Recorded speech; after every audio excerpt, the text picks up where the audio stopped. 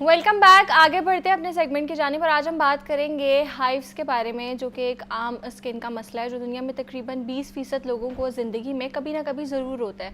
और इस कंडीशन में जो हमारी स्किन है उस पर रेड कलर के बहुत ज़्यादा दाने बन जाते हैं या धब्बे बन जाते हैं, जिसमें शदीद ख़ारिश होती है। तो हम में से बहुत से लोग इससे जो है वो आम एलर्जी समझ कर इग्नोर कर देते हैं कि खुद ही ठीक हो जाएगी, लेकिन फिर ये वर्स भी हो जाती है। तो आज हम जानेंगे कि क्यों होती है और इसका इलाज कैसे मुमकिन है। और इस पर बात करने के लिए मेरे साथ मौजूद है डर्मेटोलॉजिस्ट डॉक्टर अजीम जहांगीर। अस्सलाम वालेकुम, कैसे हैं आप? वालेकुम, अल्लाह का शुक्र है। डॉक्टर साहब, सबसे पहले तो ये बताएं, हाइव्स और पाकिस्तान में तो इसको लोग छपाकी भी कहते हैं, तो थोड़ा सा इस कंडीशन के बारे में बताएं और ये क्या होती है। देखें, दो चीज़ें। एक तो लोगों को चूँकि यहाँ पे जो कॉमन लैंग्वेज जो यूज़ होती है उसका पता होना ज़रूरी है कि वो एक्चुअली कॉमन नाम क्या यहाँ पे लोग बोलते हैं और उसका टेक्निकल नाम क्या, ताकि अगर आजकल हर बंदा गूगल करता है तो गूगल पे गलत ना कोई टाइप कर दे। तो छपाकी या यहाँ पे धप्पड़ बोलते हैं कि मुझे तप्पड़ पड़ गए। जो धप्पड़ या तप्पड़ जो है वो बेसिकली अर्टिकेरिया, इसका जो टेक्निकल नाम है वो है अर्टिकेरिया, URTICA आ रही है। अब वो अर्टिकेरिया जो है या हाइव्स आम इंग्लिश में बोलते हैं, ये जो है ये धप्पड़ों की जो बीमारी है, ये 5 मेजर कॉजेज़ हैं इसकी। नंबर 1, आपने कोई दवाई ऐसी खा ली थी जिससे ये हो गए। बच्चों में इन्फेक्शन और बड़ों में दवाइयाँ जो हैं, इसकी सबसे कॉमन वजह है। ठीक है। बड़ों में इन्फेक्शन भी हो सकती हैं। तो बच्चों को आमतौर पे क्या होता है कि कोई इन्फेक्शन हुई, नज़ला ज़ुकाम खांसी हुआ, उसके बाद ये धप्पड़ निकल आए। और इसकी एक ख़ास जो बड़ी आसान डायग्नोसिस है वो घर पे भी आप कर सकते हैं तकरीबन, कि ये 24 घंटे के अंदर अंदर ख़त्म हो जाते हैं। ओके। तो जहाँ पर भी होंगे 24 घंटे के अंदर अंदर ही ख़त्म हो जाएंगे। इसमें एक जो सबसे इम्पॉर्टेंट चीज़ है जो कि जानलेवा हो सकती है खुदा न खास्ता, वो ये कि अगर ये धप्पड़ आपके किसी एक ऑर्गन को वहाँ पे स्वेलिंग हो जाए, फ़र्ज़ करें आपके सिर्फ लिप पे स्वेलिंग हो गई या आपकी टंग पे स्वेलिंग हो गई, आपकी ज़ुबान पे या आपके होंठों पे स्वेलिंग हो गई और आपको लगे कि आपको दम घुटने लगा है, तो आपको फौरी तौर पे भागना है हॉस्पिटल इमरजेंसी में और उनको जाते ही कहना है कि जी मुझे एक स्टीरॉयड का इंजेक्शन और एक और इंजेक्शन होता है वो एवल का इंजेक्शन जो एंटीहिस्टामिन वो लगाएं ताकि पेशेंट को बचाया जा सके, क्योंकि उस सूरत में सांस बंद होने का खतरा होता है। सिवियर सिम्टम्स हैं। हाँ जी, सिवियर सिम्टम है कि आपका सांस ना बंद हो जाए।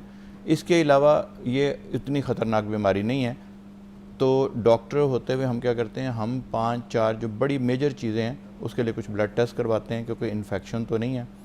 दवाइयों में सबसे जो कॉमन दवाइयाँ हैं वो हैं आपकी जो पेन किलर्स जो हैं, ये पैरासीटामोल के अलावा जितनी भी हैं जो पेन किलर्स हैं वो कर सकती हैं, एंटीबायोटिक्स कर सकती हैं, जो एंटी हाइपरटेंसिव हैं, जो आपकी ब्लड प्रेशर की दवाइयाँ, वो एक्चुअली कोई भी चीज़ आपको अर्टिकेरिया कर सकती है। कुछ लोगों को मूंगफली से होता है और वो भी ख़तरनाक वाला है।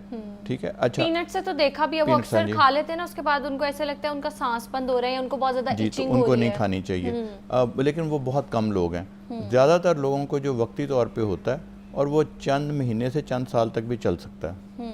ठीक है। अच्छा डॉक्टर साहब, ये बताएं कि उमूमन क्या पाकिस्तान में ये हम ज़्यादा देखते हैं कि ये लोगों को होता है ज़्यादा, और लोग क्या जो आपके पास इसके पेशेंट्स आते हैं क्या वो इसको इग्नोर कर देते हैं कि आम क्या हमें एलर्जी हुई है? क्योंकि और भी बहुत सी ऐसी स्किन कंडीशंस होती हैं जिसमें हमें बहुत ज़्यादा इचिंग होती है और हम उनको खारिश कर करके ख़राब कर लेते हैं। अब लोगों को चूँकि इसका अलग से पता नहीं होता, उन्हें लगता है हमें एलर्जी हो गई है, और ये है भी एक एलर्जी की किस्म तो है, हम ये नहीं कह सकते बिल्कुल नहीं है। एक जो दूसरी इससे मिलती जुलती बीमारी है वो आपके एक्जमाज हैं, यानी डर्माटाइटिस जो है, नमुलर डर्माटाइटिस, उसकी 5-7 डिफरेंट किस्में हैं। आपको किसी चीज़ से एलर्जी हो सकती है, लेकिन मैंने बताया कि इसको दूसरे से उसका डिफ्रेंशिएट करने के लिए सबसे आसान काम ये कि अगर 24 घंटे के अंदर चले जाती है, अगर ये 24 घंटे के अंदर चले जाती है तो जिस तरह मैंने बताया कि बच्चों में हमें इन्फेक्शन को हम देखते हैं, उसका हम ब्लड टेस्ट करवा लेते हैं। अगर थ्रोट की इन्फेक्शन है, बच्चों के नज़ला ज़ुकाम बहुत ज़्यादा होते हैं, उसके बाद वायरल इन्फेक्शन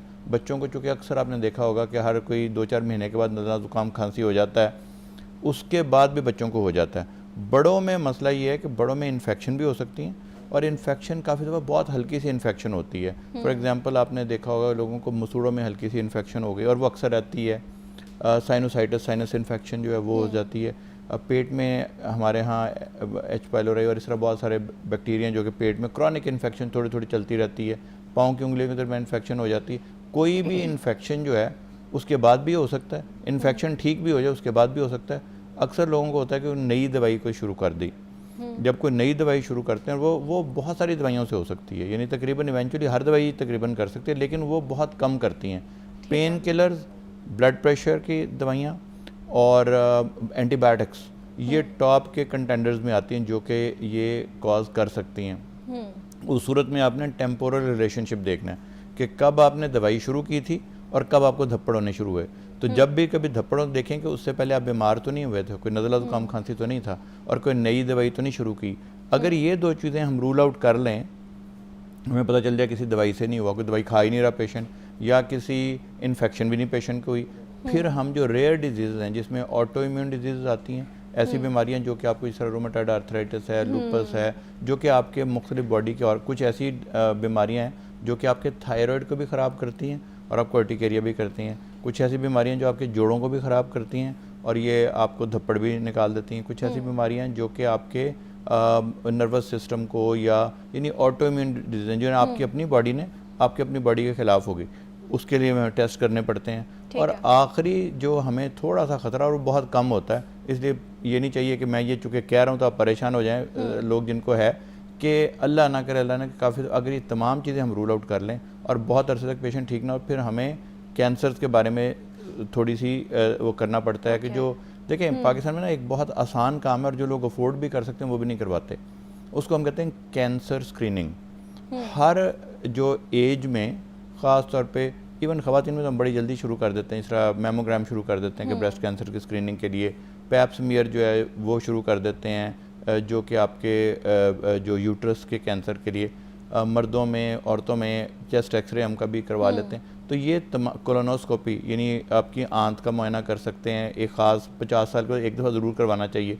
तो ये जो चीज़ें हैं फिर हम ये करते हैं देखने के लिए कि उस पेशेंट की उस एज में कौन से कैंसर ज़्यादा होते हैं, उसकी स्क्रीनिंग ज़रूर कर लेते हैं। ठीक है। तो ये जो बड़ी बड़ी चीज़ें, अच्छा अब इंटरेस्टिंग चीज़ ये है कि 80% लोगों में अर्टिकेरिया या धप्पड़ या छपाकी का कोई भी वजह नहीं पाई जाती, जिसको क्रॉनिक, हाँ जी, क्रॉनिक इडियोपैथिक अर्टिकेरिया, उसकी वजह ज़रूर होगी लेकिन वो नज़र नहीं आ रही। यानी आपने अगर बड़े बड़े टेस्ट तो आप करवा लेंगे, मोटे मोटे टेस्ट आपने करवा लिए, लेकिन अगर आप इतनी उसमें बारीकी में भी चले गए और आपने 10, 15, 20 टेस्ट भी करवा लिए, एक्सरे भी करवा लिया, सारी नॉर्मल चीज़ें करवा ली, पेशेंट अदरवाइज अगर हेल्दी है, तो फिर हम उसको हम कहते हैं क्रॉनिक इडियोपैथिक अर्टिकेरिया। यानी क्रॉनिक है, इडियोपैथिक मींस के कोई अननोन कॉज है। तो ये कंटेजियस होता है कि मतलब किसी से लग जाए आपको? नहीं, किसी को नहीं लगता, एक दूसरे से बिल्कुल नहीं लगता। लोगों को ये बड़ी वहम है, आपने बड़ा अच्छा सवाल किया कि क्या लगता है, तो लोग समझते हैं मैं उसके पास नहीं जाते लोग। और जल्द की बीमारियों का एक बड़ा प्रॉब्लम ये है कि अक्सर लोग समझते हैं कि छूत छात से होती हैं। जिस तरह अक्सर मेरे पास आते हैं लोग कि जी ये शायद जो विटिलाइगो है या फुलबेरी है उससे लोग हाथ नहीं मिलाते, सोराइसिस के मरीज से हाथ नहीं मिलाते।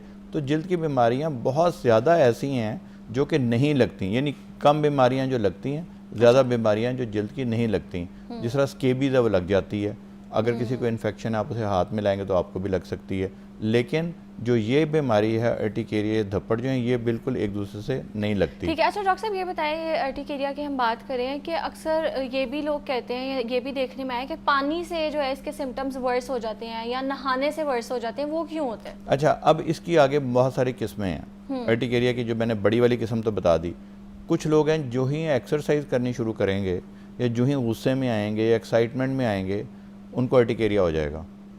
फिर कुछ ऐसे हैं जहाँ पे वज़न आएगा उससे हो जाएगा। लोगों को अक्सर तो नहीं कहा जाता, कुछ लोग आते हैं जिन्होंने बैग लटकाया, जहाँ बैग लटकाया वहाँ लाइन पड़ जाती है। मेमोरी स्किन भी कहते हैं उसको। हाँ जी, मेमोरी स्किन भी कहते हैं। काफ़ी दफ़ा ये होता है कि हम जब पढ़ाते हैं तो ऐसे पेशेंट को दिखाने के लिए अपने स्टूडेंट्स को, मेडिकल स्टूडेंट्स को, हम कोई अगर चाबी से, उंगली से, नाखून से अगर हम उसका नाम लिखते हैं बैग पे, तो वो नाम उभर जाता है और वो फिर 15-20 मिनट, 2 घंटे में ठीक हो जाता है। इसको प्रेशर अर्टिकेरिया बोलते हैं। जहाँ पे लोग बैठते हैं बटक्स पे, ये पाँव पे हो जाता है। मेरी एक पेशेंट बेचारी बड़ी दूर से आती थी, मुल्तान से, तो उनके पाँव पे वो चल नहीं पाती, जहाँ जहाँ पाँव लगता था अर्टिकेरिया हो जाता। वो बेचारी व्हील चेयर पे थी, तो उसके लिए भी दवाइयाँ मौजूद अल्हम्दुलिल्लाह हैं।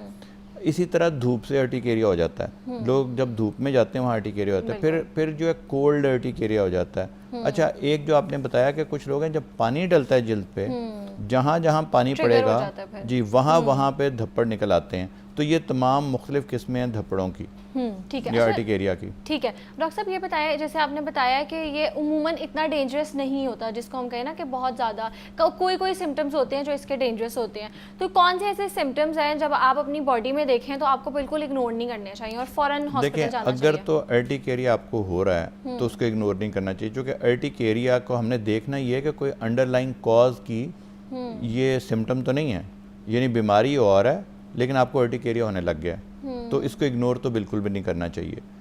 आपने जाके डॉक्टर को दिखाना ज़रूर है। अगर डॉक्टर आपको दवाई देते हैं और आपके सिम्टम, और इसको सिम्टम को कंट्रोल करना बहुत आसान है, इसके दवाइयाँ जो हैं वो इंतहाई इफेक्टिव मौजूद हैं पाकिस्तान में। मैं हमेशा कहता हूँ और लोग मुझे कहते हैं डॉक्टर साहब जो कि आप बाहर रहे हैं तो आपको पाकिस्तान बड़ा अच्छा लगता है, इसमें मुमकिन है हकीकत भी हो। जब आप बहुत अरसे बाहर रहते हैं तो आपको एहसास होता है कि यार हमारा मुल्क भी तरक्की कर सकता है। जो रहते हैं उनको भी अच्छा लगता है, मुझे भी बहुत अच्छा लगता है। हाँ यहाँ पे, लेकिन पाकिस्तान में ख्याल में अगर आज इजाज़त मिले तो कि 90% पाकिस्तान बाहर जाने के चक्कर में होता है, वो तो सच बात है, सच्ची बात है ना, तो वो अफसोस की बात है। बहरहाल अल्लाह करेगा ये भी ठीक हो जाएगा। अब मैं ये कंपेयर कर रहा होता हूँ कि वहाँ पे हेल्थ केयर कितनी एक्सपेंसिव है, कितनी दवाइयाँ कितनी एक्सपेंसिव हैं, तो यहाँ पे डॉक्टर के पास जाना बहुत छोटी सी फीस लेते हैं, जो दवाइयाँ हैं वो बहुत ही चीप हैं। तो और यहाँ पे एक इंटरेस्टिंग चीज़ ये, वही दवाई जो अमेरिका में अब अर्टिकेरिया की एक समझ लें अल्टीमेट एक दवाई है जो अमलिजुमैब उसका जो जेनेरिक नेम है, वो भी पाकिस्तान में अवेलेबल है और वो वहाँ की निस्बत के 10 गुना सस्ती कम है, 10 टाइम्स, और एग्जैक्टली वही कंपनी बनाती है। वही इवन आपकी जो बहुत सारी एंटीबायोटिक्स हैं वो वहाँ पे अगर $500 की मिलती है, लिटरली यहाँ पे 500 रुपये की है।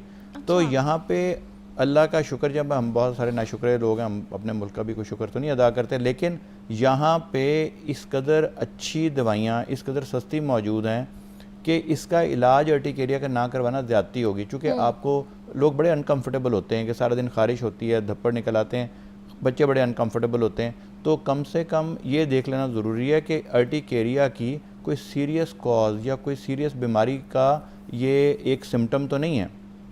आपकी बॉडी के अंदर कोई बीमारी अगर हो या आपको कोई दवाई सूट नहीं कर रही तो अर्टिकेरिया से आपको ये पता चल जाएगा कि कोई और मसला है। तो अर्टिकेरिया से आपको ये ज़रूर देख लेना चाहिए कि और मसला तो नहीं है बॉडी में। डॉक्टर साहब, मेमोरी स्किन जिनकी होती है, हम देखते हैं आप उनको ज़ोर से टच भी करो ना, उनका निशान पड़ जाता है, जैसे बैग्स हैं या आप सैलून में जाते हो मसाज करवाते हो तो वो एकदम से बिल्कुल रेड हो जाती है जगह।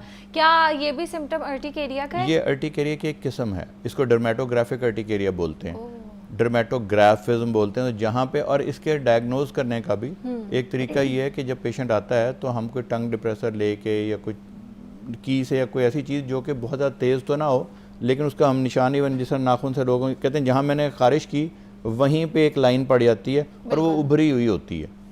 इसमें इंटरेस्टिंग चीज़ है कि उभर जाती है। अब वो जो उभरी हुई लाइन है ये इसका समझ लें डायग्नोसिस हो जाता है हमारे, तो इसको डर्मेटोग्राफिक ये डेंजरस है। देखें डेंजरस मैंने जैसे बताया कि अर्टिकेरिया डेंजरस उस वक्त होता है जब उसके सिम्टम बहुत ज़्यादा हों, और वो ख़ास तौर पे यानी एक्यूटली डेंजरस उस वक्त होता है जिसमें आपको भागना है, रश करना है इमरजेंसी रूम में।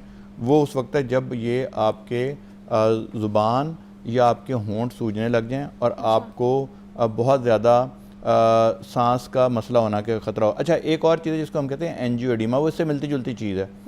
एंजियोएडिमा ये होता है कि आपके किसी एक बॉडी का पार्ट जो है वो फूलने लग जाता है, यानी बाकी अर्टिकेरिया है लेकिन बहुत कम है, लेकिन आपका आप सुबह उठेंगे तो हाथ सूजा हुआ होगा, या सुबह उठेंगे तो एक आंख और एक फेस का एक हिस्सा सूजा हुआ होगा। ये जो एंजियोएडिमा है ये अर्टिकेरिया ही की एक किस्म है, उसके अलावा भी हो सकता है, कुछ लोगों को इनहेरिटेड भी होता है, यानी उनमें एक वो एंजाइम नहीं बनता जो कि ख़ास किस्म के बाइंड करता है एक प्रोटीन के मॉलिक्यूल को। तो उसमें ऐसा है कि उसमें जो दवाइयाँ हैं ये तमाम जो कॉमन वाले अर्टिकेरियाज हैं उनमें इंतहाई मुफीद दवाइयाँ और इंतहाई सस्ती दवाइयाँ अवेलेबल हैं जो उसमें काम करती हैं। अगर वो काम ना करें तो फिर जो समझ लें दुनिया में वन ऑफ द बेस्ट जो अवेलेबल दवाई है वो भी पाकिस्तान में अवेलेबल है। ठीक है, तो आज हम बात कर रहे थे अर्टिकेरिया के हवाले से और हमने इसके सिम्टम्स पे बात की है और साथ साथ हमने बात की है कि कब इसको इग्नोर नहीं करना चाहिए, कब ये बहुत ज़्यादा डेंजरस हो जाता है, इस पर भी बात की है। और इस पर बात करने के लिए मेरे साथ मौजूद है dermatologist doctor Azeem Jahangir. Thank you so much for your time.